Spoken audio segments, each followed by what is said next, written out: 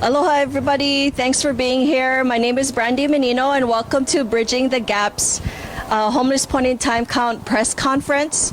I flew in from Hilo this morning. I have colleagues who also flew in from Kauai, and we have representatives from the Maui Homeless Alliance here who will speak on behalf of the results of the Homeless Point in Time Count in 2024.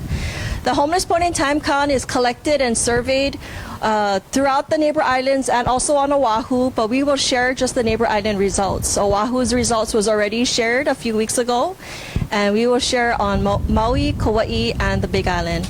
So the Homeless Point in Time Count is conducted every year. It is required by the Federal Housing Agency, HUD, and we report that as a way to take a temperature check and a snapshot of how we're doing in reducing homelessness in our community. So we will present a report. If you walked in, you have a folder that was presented to you. On the left side of the packet is the full report. We will have it posted to our website at btghawaii.org. And on the right side of the folder, there are 3 top-line reports. There's a Kauai report, there is a Maui report, and there is a Hawaii Island report. So in that report, you will see more detail and analysis of the data. What's different this year is because of the devastation on Maui, we also were required to collect the data of those who are staying in hotels as the non-congregate shelters, or NCS, in the report. It is separated out, though, from our usual count and our usual data, so that you can see on a year-to-year basis the usual count that we do alongside of those who are staying in the non-congregate shelters. What we're also talking today from Kauai is Makana Kamibayashi, and she's the chair of Kauai Community Alliance. For Maui, here on my right is Maud Cumming, and she will share the results for the Maui Homeless Alliance. And I'll come back on to talk about the Hawaii Islands chapter Community Alliance partners. So it's 3 separate coalitions on 3 separate communities, and reporting it out in one report for y'all today, and also for HUD. So why are we here? And the materials, okay. So what we're happy to report on a neighbor island wide is a reduction in homelessness by 14%. When you look at Maui, Kauai, sorry, can you help me with this? Open this up. Maui, Kauai, and the Big Island, there's a 14% reduction in homelessness. There's a 17% reduction when you just look at those who are unsheltered. So that means they're staying and living in their cars, on the streets, in the beaches, on places that are not meant for human habitation. And we're also happy to share that 20% reduction in family households that are experiencing homelessness in our community. Here, who will speak up next is Makana, and she will share with you the details of Kauai. Makana?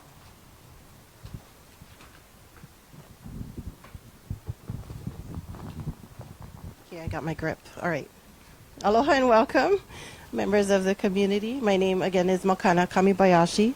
I serve as the chair for the Kauai chapter of our Bridging the Gap COC. We are called the Kauai Community Alliance, and I have 2 of our members and our executive team here with me joining us. Our canvassing efforts, as in the past years, were well planned, calculated, and thorough. Thanks to our dedicated outreach staff, service provider volunteers, we were able to provide you with an accurate 1-day snapshot of homelessness on Kauai. And you'll see that in the Kauai top line report. That's what I'll be discussing today. Our Islands report provides tables that show an overall increase in homelessness for Kauai alone by 35 people. Our number rose from 488 counted in 2023 to 523 counted this year. Kauai has experienced slight increases every year for the past 3 years. Despite this growth in numbers, we can celebrate 2 large decreases. And the first being the number of children sleeping in shelters. That number decreased to 20 this year. The second decrease is a decrease of 5% in the number of unsheltered family households from 27 in 2023 to 22 this year. These are all good indicators of our focused efforts to end homelessness amongst our children and our families, and we're making progress. We believe that we've taken some necessary active steps that will help us reduce homelessness in the future for Kauai. We'll continue to increase our housing inventory and advocate and support that increase for permanent housing and housing solutions across the board. In 2023, Kauai County and the developers that they work with broke ground on over 400 units of various types, including workforce housing, rental units, senior housing, single-family homes. This summer, in the next few months, there's a 32-unit project that's opening on the west side of our island we're super excited about. This project will provide housing and on-site case management services for homeless households, and this is with a priority for families and kupuna. 20 of these 32 units are dedicated to household placement through our COC's coordinated entry system.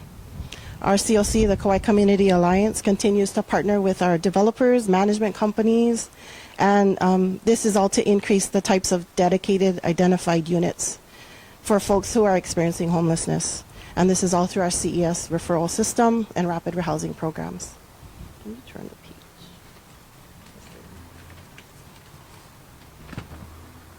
Our current rapid rehousing program focuses on 3 core activities: time-limited financial assistance, housing-based case management, and housing identification.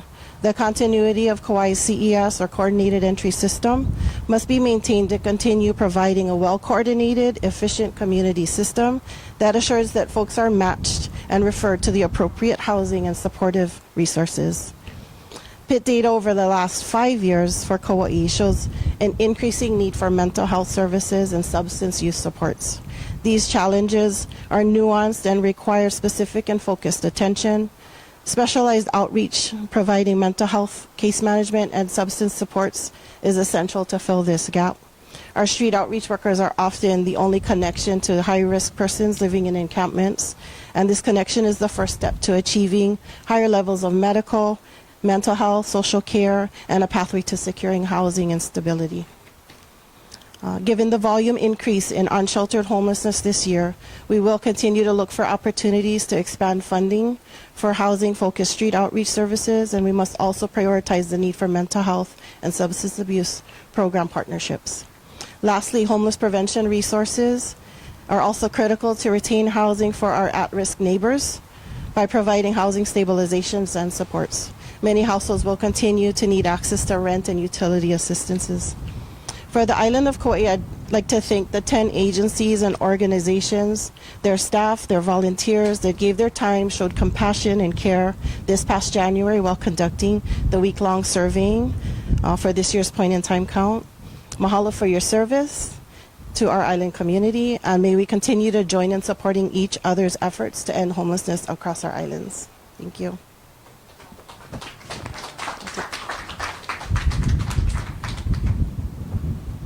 Makana's going to hold the mic for me. On Maui, we have had an unusual situation, so I'd like to address it in 2 separate parts. So prior to our point-in-time count, in the planning process, we consulted with HUD and were informed that we needed to include anyone who was displaced as a result of the fires, as they would have no housing without the temporary NCS, or non-congregate shelters, and so therefore would be considered homeless and should be counted on the emergency shelter project type. So they are counted as sheltered homeless. And so to ensure that these households were counted, our team, KMNH, consulted and worked with the American Red Cross and HIEMA to get this data. And so there are 3 tables. If you look in the full report, there will be 3 tables, tables 27, 28, and 29, that show you the information that was collected. So table 27 shows us that there were 2,328 households for a total of 5,245 individuals. So these are not, they're 2 separate counts that we separated so that we could do a comparison of our ongoing yearly point-in-time counts. So those tables will show you the total number of households, the total number of people, the length of stay. So how long have they been in the NCS? And so this was on the night of January 22nd, how many people were still in hotels. And there were 30 hotels and condos. So you can look at that information, but overall it added 5,245 individuals to our count. So aside from that, we did the normal count by canvassing places where people live, going out to the streets, and also getting the sheltered count from our shelters. I see Sue Sadeki is here. She's from Kahaleakeola. They did a great job sending in their count. Pu'uhonua's count is included in this. And so we still saw a reduction in homelessness on Maui if you extract the people in NCS. And so this is the 7th straight year that the count has been reduced. We went from 704 individuals to 654 individuals. And so that is 369 persons sheltered and 285 unsheltered. So the year before we had 387 unsheltered. So what we see is a lot of people that were unsheltered moved into shelters. So the sheltered count went up and the unsheltered count was reduced. So overall, the homelessness counts without the people in NCS shrank by 7%. And the unsheltered count experienced a 26% decline, while the sheltered count increased 16%. It changed from, and family homelessness decreased by 16 families. So what you also have to bear in mind that some of the families that were counted last year were in NCS this year. So it is difficult to just make a side-by-side comparison. So we are still going through the results and trying to do some further analysis to see how many people actually moved into, say, the newly created Pu'uhonua Onene, how many people went there, how many people are actually in NCS. And so comparing those numbers, but that is going to take some further analysis. But overall, Maui service providers were successful in housing both those who are unsheltered and those who were sheltered. And in fact, we did an informal analysis of people we counted last year and people we counted this year. And we saw that at least 96 persons were housed in this last year, so they weren't included in this year's count. So we're continuing to do that kind of analysis. So we can attribute the successes or the reductions in homelessness to several things. And some of those is Maui had several projects. There were 3 projects in the last couple of years, affordable housing projects, that altogether added about 400 units.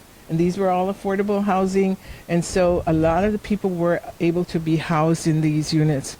We also had 76 emergency housing vouchers from HUD and 10 stabilization vouchers.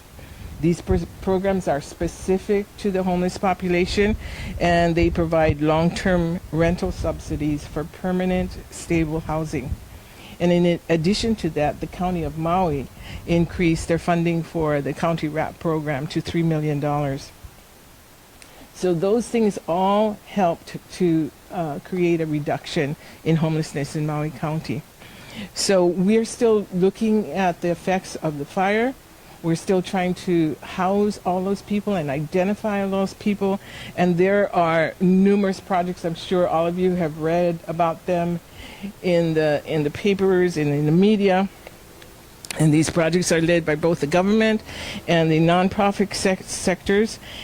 And so the housing crisis we had before August 8th was compounded in so many ways, and the sheer devastation and loss left on our island brought a state of uncertainty to many. But the strength and the resilience of our community shines even brighter. And in fact, today we are standing in one of these projects and have some of the people that are actually living here that were impacted by the fires. And this is a housing project that was set up specifically to meet those needs. So we believe that as we progress along during the year, by cooperating and collaborating with each other, both government, nonprofit, that we will be able to provide solutions, and people will be there. You will see continued reductions in homelessness. Thank you.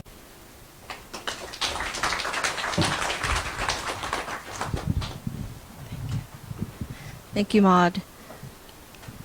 My chair, Paul Norman from Hawaii Island, was not able to make it today on this trip, so I'm reporting out for him for Hawaii Island. And we're also happy to report that our total homeless numbers have reduced by 28%, and family homelessness have reduced by 25%. And we attribute these changes and these reductions by a new investment by the County of Hawaii. They established in 2023 a homeless and housing fund. This initial investment was able to fund programs like street medicine, mobile hygiene, substance abuse and mental health programs, as well as master leasing and other permanent supportive housing projects. So additional resources included housing choice vouchers, the emergency housing choice vouchers. There were 110, as well as HUD-VASH vouchers to help those who are veterans in our community and experiencing homelessness. Also, a project specifically for those who are experiencing homelessness in Pahoa was completed. It was added 12 new units just for those who are experiencing homelessness. But it's these strides and the coordination with the community alongside the County of Hawaii that we've been able to get new investments, and we attribute that beginning from this first reduction, because we've been seeing increases in the last few years, especially during COVID, but this is first time more recently that we've been able to see a reduction in homelessness. And so we're just looking at that as an opportunity for, if we continue to do the right interventions at the right time with additional resources, that our community can be able to step up, much like what Maui and Family Life Center has done at this housing project. If we continue to do that across our island and across the neighbor islands, will continue to do and make strides in reducing homelessness. In our report, you also see a list of community actions in which Bridging the Gap supports and endorses. And we've talked about it today in the press conference, from building, acquiring, leasing affordable housing units across the neighbor islands, expanding and increasing prevention and diversion strategies, increasing permanent supportive housing, so it's long-term housing with supports, and continuing to have a comprehensive, coordinated response in street outreach. So together, those interventions is what we support on the neighbor islands to continue to make these efforts in reducing homelessness. So this concludes our press conference, or at least the report of it anyway. We're available and open for questions at this time.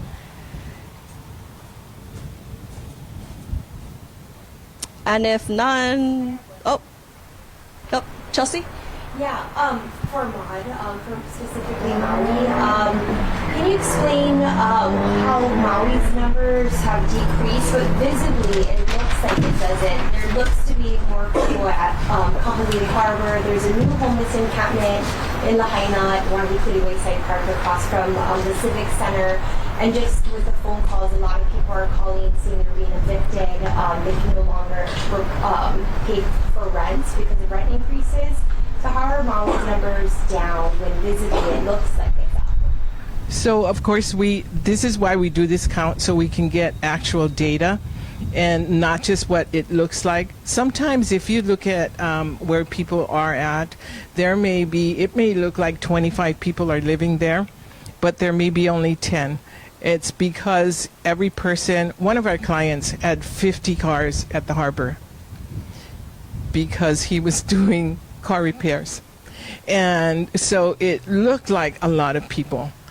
So, for example, down at the harbor, for the last 3 months, we went there on a daily basis, excluding weekends, sometimes on weekends, but we went there on a daily basis, offered everyone services. We were able to get 2 families that accepted help, and they're in the middle of being, one moved to our shelter, and then we are about to house them in the next week. So in every area in Lahaina, we have a full-time outreach worker. She brings me reports every week, detailed reports of who's there, what their needs are, and she is always offering services. Out in Cut Mountain, for example, we were able to house 3 families. So when the people are ready, one of the individuals was very resistant, but then when his health declined, he accepted our services and we housed him. We housed another individual who was also resistant, and then his health also declined. So we were able to use one of the stabilization vouchers to get him long-term support, because that was one of his issues, is he didn't have income. So we used those stabilization vouchers. So the resources that we have, we try to make sure that we match them appropriately to people that need them. And so that is what the reason for our whole coordinated entry system, so that there's no cherry picking, there's no willy-nilly, I'm going to help you. It's all through a process where people are assessed and evaluated for acuity, and so that the right resources go to the right people. If they don't need a long-term subsidy, then they shouldn't get it. It should go to someone who needs it. So that's part of our whole coordinated entry system. So I would say, people tell me this all the time, it looks like there's more people. I don't believe there is, because we are out there on a daily basis and getting counts, and we are consistently offering services. One of the difficult things is people have to accept those services. We cannot make them take it. But what we do want to do is make sure that we are out there all the time, so they know who we are, they know how to get in touch with us, so then when they are ready, like several of those individuals that we recently housed, when they are ready, they remember, oh, Lena Ala came by, I know how to get in touch with her. I'll call Auntie. I've gotten calls myself and said, Auntie, I'm ready now. I cannot do this anymore. And immediately we try to respond. I say, okay, I'll send somebody right now to pick you up. And this is after probably a year of visiting. And I've gone out myself. And then Kahaliaka'ola has come alongside as well. So we'll call Sue up and say, we really have this emergency case. Can you accommodate them? What can you do? And together we'll try and figure out a solution. And it's been wonderful to have that kind of partnership. And so we are out there. I would say you trust the data. That's what we're counting. And if someone can show me other data, I'm welcome to look at it, but we know who is at the parks in Lahaina. We've identified each one by name, and we are on a daily basis offering services. Yes? I agree. It does appear, living on Maui, that there are more visible people that are houseless in our towns, at the harbor, So in your count, the count includes people who have refused services, and the count has taken into account people with mental health issues who may not be able to sustain or be able to be in the system based on the criteria that the system requires. Is the count inclusive of all those people? So, Bridging the Gap, we went through a number of discussions as to what methodology we would use. We decided to use the same methodology that we have used for the past probably forever. 20 years. And so that is a survey where we actually talk to the person, get their name, get some other identifying information so we can cross-check it, birth dates, different things like that. And we ask them specific questions. There's a list of about 20 questions that we ask every single person.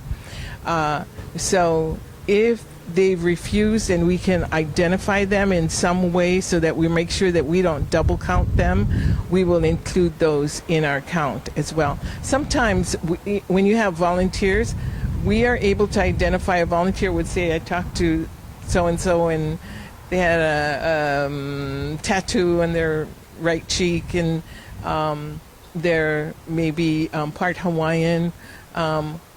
When those surveys come back in, we've been able to identify who that actually is because our outreach workers are out there on a regular basis. So that is a methodology we've chosen to use where we do an actual survey. Now on Oahu, they do their count differently. I know they count by observing, and so that is a different methodology. And so ours is an actual survey that we have to talk to people and get the information. So as much as we can, we include. Could you reiterate that the count did include all the displaced people in the fires? And could you briefly describe what NCS, I believe, is the term you used again? So non-congregate shelters are the shelters that between Red Cross and FEMA were set up, and so there were about 30 hotels, and we had a data sharing agreement with the American Red Cross, and so our HMIS team worked with the Red Cross and HIEMA to get that data. It was quite a complicated process, as you can well imagine, because we had to identify who actually was in shelter on the night of the count, on January 22nd, not at any other point in time, but only in that. So we were required by HUD to include that information. So that is what in their tables 27, 28, and 29. Yeah. So that was about a little over 5,000 people. They're counted in the count, but you're still seeing a reduction. So we extracted that and reported that separately because we wanted to have a method to compare year by year. This is a point in time, so it's not representative. It's just one point in time. So the value in using the point in time is sometimes limited, but if you use it as a point to compare year to year, you can see the trends and you can see what's happening, but it is just a point in time. It's not intended to be all-inclusive.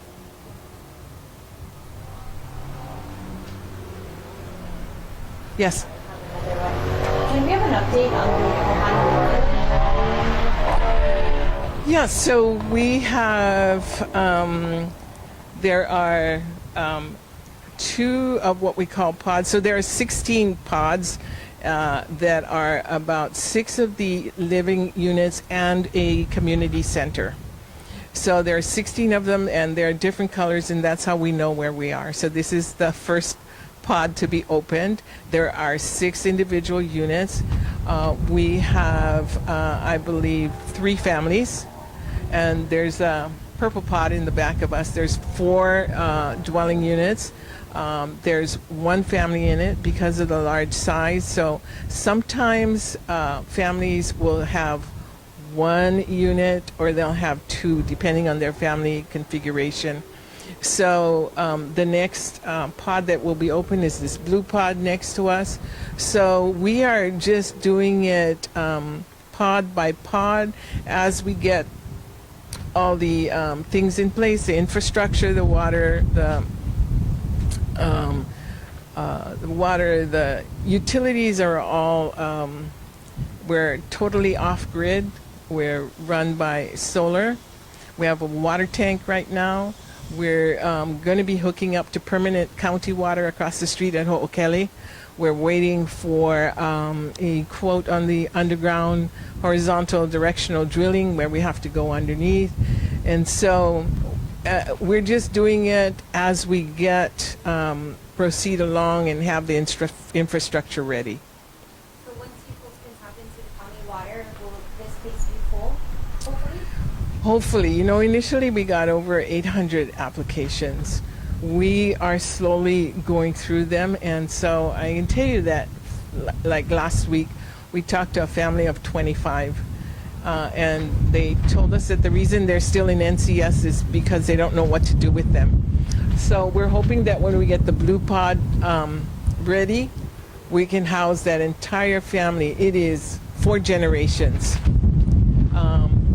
We're housing a family of 11 next week, and it's 2 brothers with their families and the grandma and grandpa. So we'll put grandma and grandpa in one, brother in one, and another brother with his family in another way. And that's part of our whole design, is that we want to keep families together, especially the large families who can't be accommodated. And we have had a lot of responses from people as we've been calling, especially homeowners who have used their loss of insurance policy to rent, and now those rentals are being come to the end of their rental time, and they don't know what's going to happen. And so we just continue to talk to people and get them prepped for when we do have everything together. I have a question for the Kauai representative.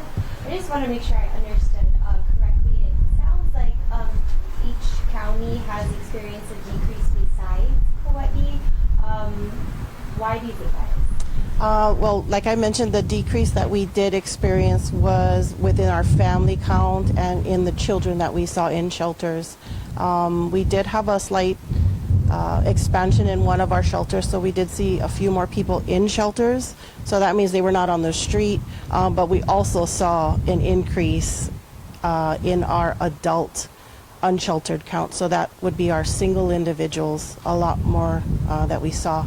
And that's where I think most of the increase came from.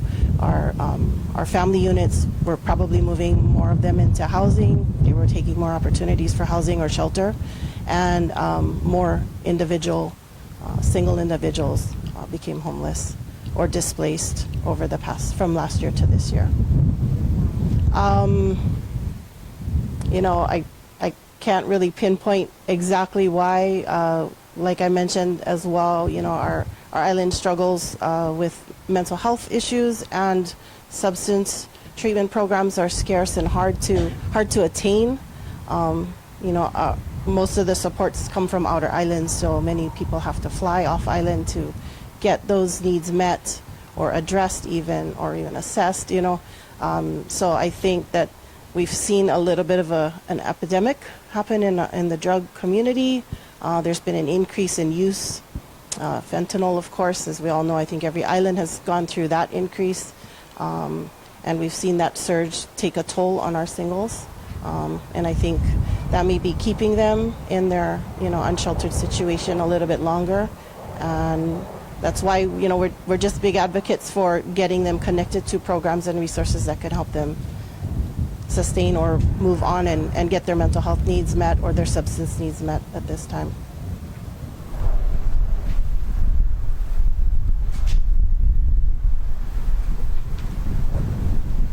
Any other questions? Okay, then I think that concludes our time. We just want to mahalo Kaku for live streaming this, and also Hawaii News Now for being a part of our press conference. And thank you everybody who have come to Maui from outer islands and from the Maui community to be here again for our press conference. So if you want to stick around, you can talk to us individually as well. We'll be here. Yeah. Thank you.